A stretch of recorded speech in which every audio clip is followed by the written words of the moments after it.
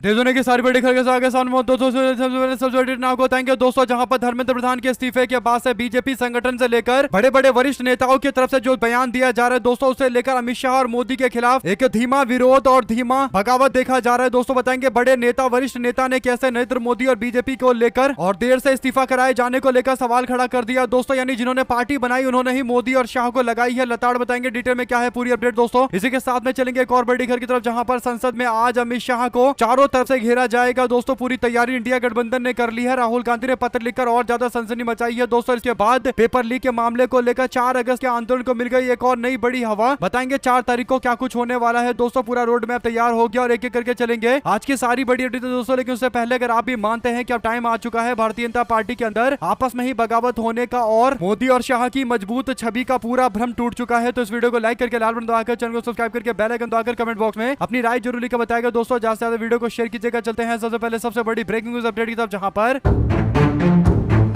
केंद्रीय शिक्षा मंत्री धर्मेंद्र प्रधान के इस्तीफे के बाद भारतीय जनता पार्टी के वरिष्ठ नेता और पूर्व केंद्रीय मंत्री शिक्षा मंत्री डॉक्टर मुरली मनोहर जोशी की पहली प्रतिक्रिया सामने आई है दोस्तों। उन्होंने सोशल मीडिया पर भारतीय जनता पार्टी के नेता पर डायरेक्ट निशाना साधे हुए बीजेपी के अंदर अमित शाह और मोदी को लेकर अब किस तरीके का रवैया है दोस्तों, इसके संकेत दे दिए हैं। यानी बीजेपी के संस्थापक सदस्य यानी भारतीय जनता पार्टी बनाने वाले मुरली मनोहर जोशी ने जिन शब्दों का इस्तेमाल किया है दोस्तों, उससे पता चल रहा है कि बीजेपी वालों ने मुरली मनोहर जोशी की बात भी नहीं मानी दोस्तों। मुरली मनोहर जोशी कई दिनों से ये बोल रहे थे कि इस मामले पर छात्रों की बात मानी जानी चाहिए, लेकिन काफी देर के बाद जाकर इस्तीफा हुआ तो मुरली मनोहर जोशी का बयान आया है। जोशी जी कहते हैं कि देर आए हैं, यानी मंत्री का इस्तीफा काफी देर से कराया गया है दोस्तों। बड़ी बात यह है कि मुरली मनोहर जोशी का यह बयान इसलिए बड़ा है क्योंकि अमूमन इस तरीके की कार्रवाई पर मुरली मनोहर जोशी या कोई भी वरिष्ठ नेता कोई ऐसी टिप्पणी नहीं करता कि देर आए दुरुस्त आए, लेकिन इस बार मुरली मनोहर जोशी ऐसा बोल रहे हैं। इसका मतलब देर हुआ है इस्तीफे में, और इस्तीफे में देरी का पीछे सबसे बड़ा कारण यह है कि मोदी और शाह का अहंकार है दोस्तों। और मुरली मनोहर जोशी जैसे नेताओं के द्वारा देर शब्द का इस्तेमाल करना ही अपने आप में मोदी और शाह को लेकर एक नाराजगी जताना है दोस्तों। और इससे बड़ी बात यह है कि भारतीय जनता पार्टी का जो सांसद है दोस्तों, उसके परिवार के लोग केंद्रीय शिक्षा मंत्री के इस्तीफे का जश्न मना रहे हैं। और बड़ी बात यह है कि जब केंद्रीय शिक्षा मंत्री धर्मेंद्र प्रधान का इस्तीफा होता है और बीजेपी के सांसद के परिवार के लोग यानी सांसद की बेटी सोशल मीडिया के माध्यम से खुशी जाहिर करती है दोस्तों, तो उसके बाद इन पर दबाव बनाया जाता है कि अपना पोस्ट डिलीट कर लीजिए। यानी बीजेपी के अंदर जो आपसी बवाल चल रहा है उसको थामने की कोशिश की जाती है दोस्तों। लेकिन बड़ी बात यह है कि बीजेपी के सांसद की बेटी अपराजिता सारंगी ने कहा कि वो अपने पोस्ट को डिलीट नहीं करेंगे। यानी भाजपा के खिलाफ भाजपा के विरोध में पोस्ट किया गया, लेकिन फिर भी उन्होंने पोस्ट को हटाने से मना कर दिया है। यानी भाजपा के सांसद के परिवार का अगर कोई व्यक्ति अपने पोस्ट को हटाने की बात कर रहा है दोस्तों, तो उस पर तो दबाव जरूर बनाया गया होगा और कहीं ना कहीं सांसद का समर्थन होगा अपने परिवार के लोगों को। इसीलिए बीजेपी के शिक्षा मंत्री के खिलाफ जश्न मनाने से भी वो पीछे नहीं हट रही है। कुल मिलाकर बीजेपी को लेकर ये जो निम्न स्तर की बगावत शुरू हुई है दोस्तों, ये धीरे धीरे करके बढ़ते एक टाइम ऐसा आएगा कि मोदी और शाह के खिलाफ बीजेपी के अंदर से ही प्रचंड आवाजें उठेंगी दोस्तों। और उससे बड़ी बात यह है कि ये इस बात का भ्रम तोड़ने का मामला है कि मोदी और शाह के राज्य में कोई इस्तीफा नहीं होता और पूरी तरीके से बीजेपी के अंदर से अब डैमेज कंट्रोल करने की कोशिश की जा रही है दोस्तों। धर्मेंद्र प्रधान को लेकर अमित शाह चने की झाड़ पर चढ़ाते हुए बयान दे रहे हैं कि वो तो हमारे पार्टी के कार्यकर्ता है, वो देश के लिए कुछ भी कर सकते हैं। लेकिन अमित शाह की इन बातों पर अब धर्मेंद्र प्रधान की तरफ से कोई प्रतिक्रिया सामने नहीं आ रही दोस्तों। तो कहने का मतलब धर्मेंद्र प्रधान को भी इस्तीफा दिलवाकर बीजेपी ने फंसा दिया है और उनकी छवि बर्बाद कर दी है। तो अब ये पूरी तरीके से भारतीय जनता पार्टी का आंतरिक मामला बन चुका है और इतना बुरा आंतरिक मामला बन चुका है कि आने वाले दिनों के अंदर एक जबरदस्त तरीके का विस्फोट बीजेपी के अंदर से ही होने वाला है। तो अपनी राय जरूर लिखता है दोस्तों। ज्यादा से ज्यादा वीडियो को शेयर कीजिएगा। चलते हैं एक और बड़ी खबर की तरफ, जहां पर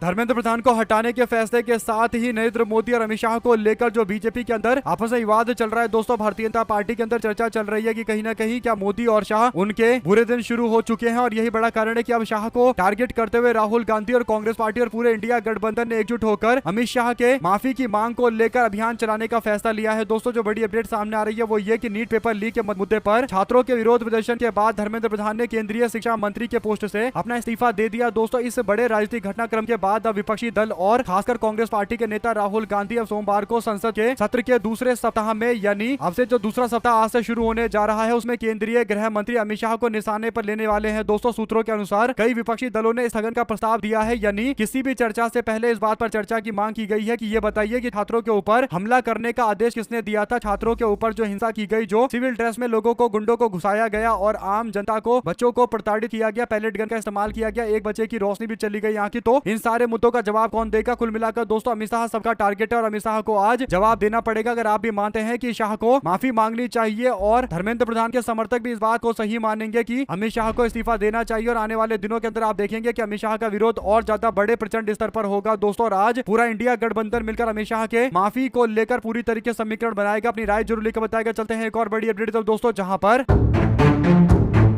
जंतर मंतर पर 36 दिन के लंबे छात्रों और जेनजी के आंदोलन के बाद अब एथनॉल के खिलाफ एक बड़े आंदोलन की तैयारी चल रही है। देश के अंदर 20% एथनॉल ब्लेंडेड पेट्रोल यानी E20 के इस्तेमाल को लेकर ऑल इंडिया टूरिस्ट परमिट यानी AITP टैक्सी ड्राइवर और ट्रांसपोर्टरों का जो असंतोष है वो सड़कों पर उतरने जा रहा है। Delhi taxi and tourist transport and tour operation association ने E20 पेट्रोल की नीतियां और गाड़ियों की माइलेज में आ रही गिरावट और कड़े नियमों के विरोध में 4 अगस्त को संसद मार्च का ऐलान किया है। दोस्तों शुक्रवार को आयोजित एक प्रेस कॉन्फ्रेंस में एसोसिएशन के अध्यक्ष संजय सम्राट और दूसरे सदस्यों ने ट्रांसपोर्टर्स की समस्याओं को लेकर मीडिया के सामने अपनी बातें रखी है और 4 तारीख को आप देश के अंदर एक बार फिर से एक नया आंदोलन शुरू होते हुए देखेंगे। सोशल मीडिया पर भी माहौल बनना शुरू हो गया है। लोगों ने E20 नाम से अपना पेज बनाना शुरू कर दिया है और समर्थन जुटाना शुरू कर दिया है और एक तरीके से दोस्तों मीम्स वगैरह भी बनाए जा रहे हैं और धीरे धीरे करके ये एक बहुत बड़ा मुद्दा जैसे ही बनेगा वैसे ही सड़क तो सूनी नहीं होगी और आंदोलन और ज्यादा प्रचंड तरीके का देखने को मिलेगा। आप लोग अपनी राय जरूर लेकर बताएगा। दोस्तों चलते हैं एक और बड़ी अपडेट, जहां पर राहुल गांधी 1 अगस्त को यानी 2-3 दिनों के बाद तमिलनाडु के दौरे पर जा रहे हैं। दोस्तों आपको बता दें कि तमिलनाडु कांग्रेस कमेटी के अध्यक्ष के मणिकम टैगोर ने रविवार को घोषणा की है कि लोकसभा के विपक्ष के नेता राहुल गांधी 1 अगस्त को तमिलनाडु में मौजूद रहेंगे। उनका ये दौरा पार्टी कार्यकर्ता और राज्य भर के समर्थकों के लिए एक महत्वपूर्ण अवसर है। दोस्तों ये घोषणा टैगोर ने सोशल मीडिया प्लेटफॉर्म एक्स पर एक पोस्ट के माध्यम से किया है। इससे पहले उन्होंने अखिल भारतीय कांग्रेस कमेटी के महासचिव संगठन KC वेणुगोपाल ने राहुल गांधी के प्रस्तावित दौरे की पुष्टि की है। दोस्तों हालांकि कार्यक्रम और यात्रा विवरण अभी तक जारी नहीं किया गया है। इस पर आप लोग की जो भी राय है लिखकर जरूर बताएगा। चलते हैं एक और बड़ी अपडेट की तरफ, जहां पर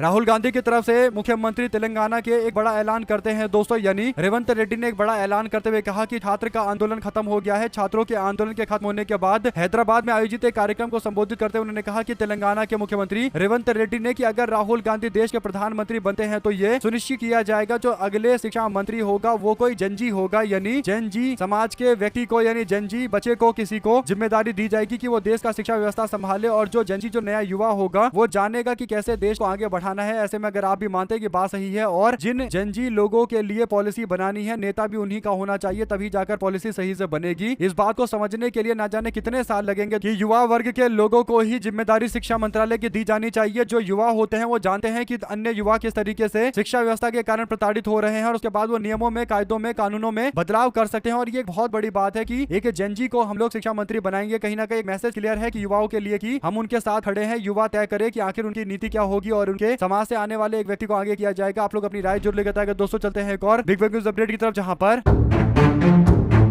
4 अगस्त की तैयारी को लेकर सोशल मीडिया पर माहौल बनता जा रहा है। दोस्तों E20 जनता पार्टी नाम से एक जनता पार्टी बनाई गई है, यानी जैसे कॉकरोच जनता पार्टी बनाई गई थी वैसे ही E20 जनता पार्टी बनाई गई है जो पार्लियामेंट मार्च करेगी 4 अगस्त को, जिसमें टैक्सी, टूरिस्ट और कमर्शियल व्हीकल के जो ऑनर है, जो मालिक है, वे लोग मैदान में उतरेंगे दोस्तों और पार्लियामेंट की तरफ रुख करेंगे। E20 एथनॉल ब्लेंडिंग पेट्रोल और mandatory installation of expensive GPS और पैनिक बटन जैसे मामले को लेकर विरोध जताया जाएगा और जो आंदोलनकारी है वो E20 के पुराने गाड़ियों के खराब होने को लेकर भी निशाना साधने जा रहे हैं। दोस्तों ऐसे में ये बहुत बड़ा मामला है। अगर आप भी मानते हैं कि देश के ज्यादातर लोगों को E20 ब्लेंडिंग के बारे में बताना चाहिए और अवेयरनेस का प्रोग्राम देश भर के अंदर और ज्यादा चलना चाहिए। दोस्तों ज्यादा से ज्यादा लोगों का समर्थन जुटाकर देश के अंदर एक बार फिर से नया आंदोलन खड़ा करने की पूरी तैयारी हो रही है। अगर आप भी मानते हैं कि ये आंदोलन बहुत जरूरी है ताकि E20 को लेकर जो भद्दा मजाक देश की जनता और आम लोगों के साथ में किया जा रहा है उस पर पूरी तरीके से लोग रोक लगाई जानी चाहिए। आप लोग अपनी राय जुड़ लेकर बताएगा। दोस्तों चलते हैं एक और बड़ी अपडेट तरफ, जहां पर राम मंदिर के चंदा चोरी के मामले को लेकर चंपत राय धरने पर बैठ गए दोस्तों और मौन व्रत करने लगे। उन्होंने राम भक्तों के नाम एक पत्र जारी करते हुए चंपत राय ने 6 घंटे का व्रत रखा है, यानी चंपत राय कुछ बोलना नहीं चाहते। ऐसे में दोस्तों चंपत राय को लगता है कि वो इस तरीके की हरकतें करके ये साबित कर देंगे कि उन्होंने कुछ भी गलत नहीं किया है, लेकिन सबको पता है कि कहीं ना कहीं एक तरीके से बड़ा कांड हो चुका है। इस पर आप लोग की जो भी राय है लिखकर जरूर बताएगा। चलते हैं एक और बड़ी अपडेट दोस्तों, जहां पर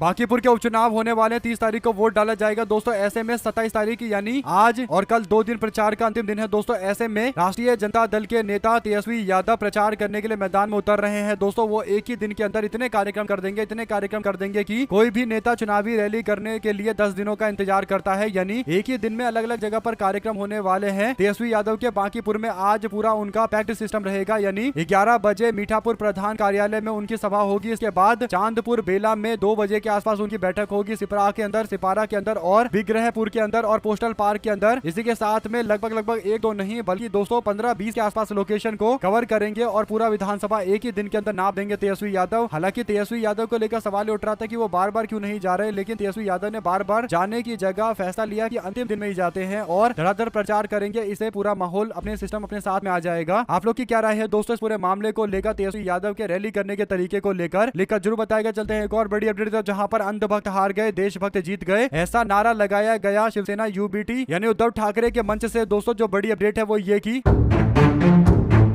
शिवसेना यूबीटी के प्रमुख उद्धव ठाकरे ने प्रश्न पत्र लीक मामले को लेकर देश भर में प्रदर्शन करने के लिए छात्रों की सराहना करते हुए रविवार को कहा कि यह प्रदर्शन भारतीय जनता पार्टी के खिलाफ एक बड़ी लड़ाई की शुरुआत है। इस प्रदर्शन ने साबित कर दिया कि वोट चुराए जा सकते हैं लेकिन लोगों को नहीं चुराया जा सकता। मुंबई के शिवाजी पार्क में तिरंगा रैली को संबोधित करते हुए उन्होंने कहा कि देशभक्तों ने अंधभक्तों को हरा दिया। इस रैली में युवा भारी संख्या में इकट्ठा हुए जिसमें ज्यादातर कॉलेज के छात्र थे। दोस्तों वे राष्ट्रीय ध्वज लेकर यानी भारत का तिरंगा लेकर मैदान में उतरे हुए थे और धर्मेंद्र प्रधान के इस्तीफे को लेकर जश्न मना रहे थे। सुबह से हो रही हल्की बारिश और बीच में रेनकोट पहने और छाता लिए युवा यहाँ पर मजबूती के साथ खड़े दिखाई दिए। दोस्तों इससे पता चल रहा है कि कहीं ना कहीं मुंबई के अंदर तो दिल्ली से बड़ा आंदोलन चल रहा है। दोस्तों मुंबई महाराष्ट्र के अंदर ये मुद्दे काफी ज्यादा आम जनता से जुड़े हुए हैं, बल्कि लोग मुंबई महाराष्ट्र से आकर दिल्ली के अंदर प्रदर्शन कर रहे थे। अगर आप भी मानते हैं E20 का मामला सबसे ज्यादा मुंबई दिल्ली में ही उछाला जाएगा और E20 के मामले पर धर्मेंद्र प्रधान की तरह इस्तीफा कराया जा सकता है नितिन गडकरी का भी। दोस्तों अगर आप भी मानते हैं कि गडकरी का इस्तीफा बीजेपी के लिए अब तक का सबसे तगड़ा झटका होगा और इसीलिए धीरे धीरे करके अब ये जो मुद्दा है E20 वाला वो बढ़ता जा रहा है क्योंकि हर एक व्यक्ति इससे प्रभावित है दोस्तों और कोई भी इस मौके को नहीं छोड़ना चाहेगा। आप लोग अपनी राय जरूर लिख बताएगा और ज्यादा से ज्यादा वीडियो को शेयर कीजिएगा। चलते हैं एक और बिग न्यूज अपडेट की तरफ दोस्तों जहां पर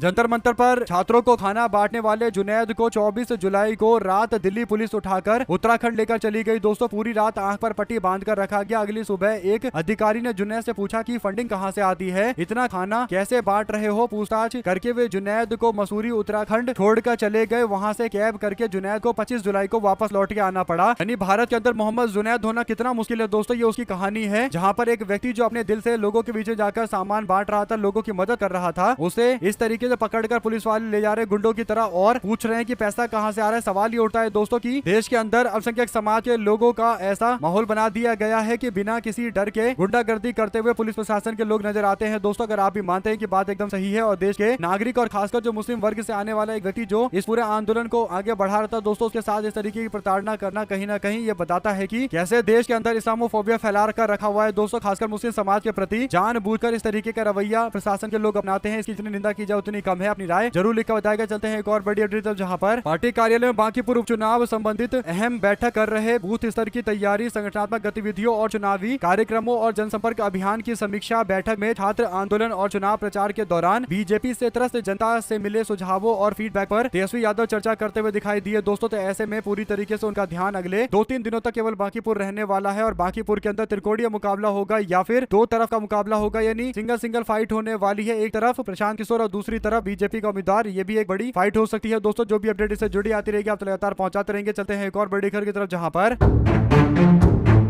अहमदाबाद के अंदर कांग्रेस, बीजेपी और युवाओं में उबाल था और कांग्रेस की आक्रोश रैली के खिलाफ बीजेपी का कांग्रेस मुख्यालय पर धरना प्रदर्शन हुआ तो युवाओं ने शाम को समय 2 घंटे पुलिस को हैरान कर दिया दोस्तों। दरअसल 22 जुलाई के दिन सुबह पता चला कि 11 बजे कांग्रेस पार्टी मुख्यालय से प्रदेश अध्यक्ष के नेतृत्व में आक्रोश रैली का आयोजन किया जाएगा। इसे लेकर सुबह तक तो कोई औपचारिक घोषणा नहीं की गई थी, लेकिन इस आक्रोश रैली की पुष्टि के बाद 10:30 बजे अहमदाबाद के अंदर पालरी स्थित कांग्रेस के मुख्यालय पहुंचे दोस्तों और कांग्रेस के मुख्यालय में प्रदेश के अध्यक्ष अमित चावड़ा समेत नेता और कांग्रेस के कार्यकर्ता मौजूद थे। पुलिस को इस आक्रोश रैली की भनक लग चुकी थी। बिना पुलिस परमिशन के कांग्रेस पार्टी की रैली का आयोजन हो रहा था। ऐसे में कांग्रेस के मुख्यालय के आसपास पुलिस फोर्स तैनात कर दिया गया दोस्तों। ऐसे में कांग्रेस नेता मुख्यालय के बाहर मौजूद थे और इसके बाद प्रशासन के द्वारा मंजूरी नहीं मिलने के बावजूद जोरदार तरीके से विरोध किया गया दोस्तों। प्रधानमंत्री और गृह मंत्री से माफी की मांग भी की गई और बीजेपी और कांग्रेस के कार्यकर्ताओं के बीच पथराव भी हो गया दोस्तों। यानी कांग्रेस मुख्यालय के बाहर बीजेपी और कांग्रेस के कार्यकर्ता कार्यकर्ता एक दूसरे से भिड़ गए। 2000 से ज्यादा पुलिस फोर्स तैनात किया गया। गुजरात के अंदर जबरदस्त तरीके का बवाल मचा दोस्तों। और ये न्यूज ज्यादातर लोगों तक नहीं पहुंची क्योंकि कांग्रेस पार्टी ने गुजरात के अंदर बीजेपी को बैकफुट पर धकेला था और कहीं ना कहीं एक एग्रेसिव तरीके से कांग्रेस पार्टी गुजरात इकाई दिखाई दे रही है। और ये आने वाले दिनों को लेकर कांग्रेस पार्टी की विचारधारा में या विचारधारा के संघर्ष को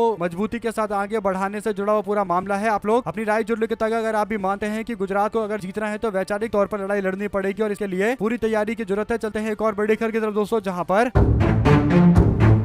बांकीपुर के अंदर बीजेपी के नेताओं का खदेड़ा शुरू हो गया दोस्तों। तेजस्वी यादव ने खुद वीडियो साझा किया है। बीजेपी के राष्ट्रीय अध्यक्ष के विधानसभा क्षेत्र बांकीपुर के अंदर चुनाव प्रचार के दौरान मतदाताओं द्वारा गली बनाने का वादा याद दिलाकर बीजेपी के नेता और मंत्री सबको आम जनता घेर रही है दोस्तों। और 35 साल से जिस क्षेत्र के अंदर यानी बांकीपुर के अंदर बीजेपी का ही विधायक है, बीजेपी का ही सांसद है, बीजेपी का ही मंत्री है, लेकिन यहाँ पर गली और नाली जैसी मूलभूत सुविधाएं नहीं है। और उसके बाद अब ये लोग प्रचार करने के लिए जाते हैं कि भाई साहब 40 साल से तो आप लोग हमको वोट दे रहे हो, बीजेपी को वोट दे रहे हो, निगम में वोट दे रहे हो, पंचायत में वोट दे रहे हो, जिला स्तर पर वोट दे रहे हो, लोकसभा विधानसभा में वोट दे रहे हो, तो ऐसा करो कि आप केवल 5 साल उस व्यक्ति को अपना वोट दे दो जो तुम्हारे लिए कुछ करेगा और इसके बाद आम जनता से परिवर्तन की अपील की जा रही है दोस्तों। ऐसे में देखना होगा कि जन स्वराज पार्टी इस बार किस तरीके का खेला करने जा रही है। लेकिन बीजेपी के नेताओं का बिहार के अंदर बांकीपुर के अंदर तो जोरदार तरीके से विरोध चल रहा है, डंके की चोट पर विरोध चल रहा है और चलेगा भी, क्योंकि बीजेपी के नेताओं की वो हरकतें हैं दोस्तों, जाकर बड़ी बड़ी बातें कर देते हैं और चुनाव लड़ने के लिए पूरा का पूरा फोर्स तैनात कर दिया जाता है बीजेपी वालों का, यानी आर पार का चुनाव बना दिया जाता है। ऐसे में नीट के इस पेपर लीक के मामले वाले वोटिंग में जोरदार तरीके से बीजेपी को हार का सामना करना पड़ेगा, इसमें कहीं कोई दो राय नहीं है। आप लोग अपनी राय जरूर लेकर बताएगा। चलते हैं एक और बड़ी अपडेट दोस्तों, जहां पर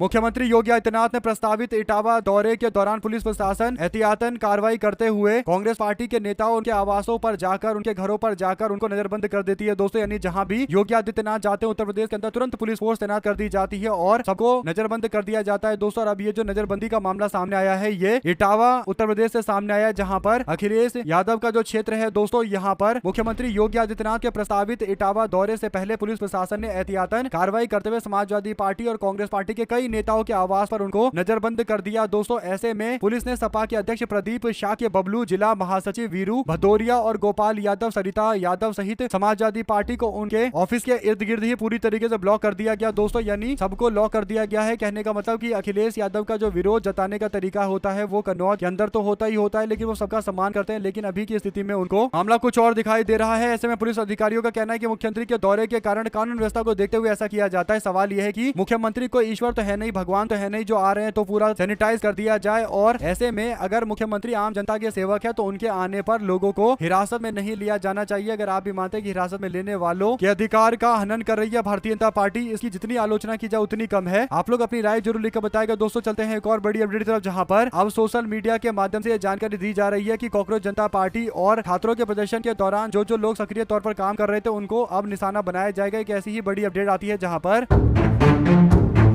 छात्रों के आंदोलन से जुड़े मामले को लेकर दोस्तों सीजेपी प्रोटेस्ट के समर्थन में व्हाट्सएप ग्रुप बनाने के आरोप में 3 मुस्लिम युवकों को गिरफ्तार किया गया है। मामला असम के लखीमपुर का है। गिरफ्तार युवकों के नाम अशराफुल इस्लाम और मंसूर रहमान के साथ साथ अब्दुल कासिम है। इन मुस्लिम युवकों पर आरोप है कि वे छात्रों के आंदोलन के समर्थन में एक शांतिपूर्ण प्रदर्शन आयोजित करने की कोशिश कर रहे थे। चलो मान लेते हैं कि ये प्रोटेस्ट की तैयारी कर रहे थे, तो अब सवाल ये उठता है कि अगर किसी ने कोई हिंसा नहीं की, कानून नहीं तोड़ा, तो सिर्फ लोकतांत्रिक तरीके से अपना विरोध जताया, तो उसे गिरफ्तार करके जेल भेजने से क्या न्याय मिलेगा? ये मांग उठाई जा रही है दोस्तों। बात एकदम सही है, यानी सीजेपी का प्रोटेस्टर आम जनता बड़े स्तर पर जुड़ी, तो अब उन लोगों को ही कहीं ना कहीं प्रताड़ित करके ये बताने की कोशिश की जा रही है कि अगले आने वाले किसी भी आंदोलन में जुड़ोगे तो इसी तरीके की कार्रवाई होगी। अगर आप भी मानते हैं कि डर खौफ पैदा करने की कोशिश की जा रही है, जो ज्यादा चलता नहीं है। लोग खौफ डर इन सब चीजों से थोड़ा ही डरते हैं। और बड़ी बात यह है कि बीजेपी वाले जब अति कर देते हैं तो उन्होंने देखा कि आखिरकार भाजपा को बैकफुट पर जाना पड़ा। ऐसा ही आने वाले दिनों के अंदर और भी कई बड़े फैसले हो सकते हैं, बड़े आंदोलन हो सकते हैं दोस्तों। लोग इन सब चीजों से डरने वाले नहीं है। आप लोग अपनी राय जरूर लिखकर बताएगा। अगर आप भी मानते हैं कि जिस दिन भारत के लोगों ने डरना बंद कर दिया उस दिन बीजेपी वाले इसी तरीके से बैकफुट पर आते हुए नजर आएंगे और इस तरीके से ही इस्तीफा देते हुए नजर आएंगे। 2 शब्द जरूर लिखकर बताएगा दोस्तों। चलते हैं एक और बड़ी अपडेट की तरफ, जहां पर